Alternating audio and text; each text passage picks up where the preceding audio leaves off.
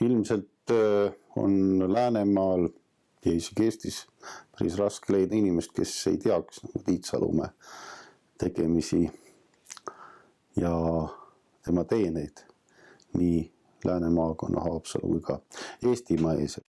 Tiit Salumäe on alates 1992. aastast Lääne praostkonna praost.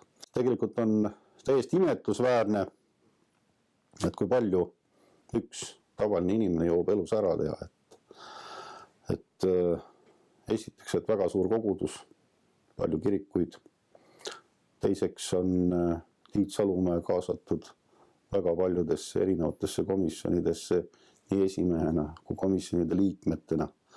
Ta on tegevuses muinsuskaitsega, ta tegeleb noortega, ta on Läänemaa abikassa liige ja üks loojaid ja moodustaja ja nii edasi, nii edasi. Et seda nimekirja võib pikalt täiendada ja lõppu sellel ei ole.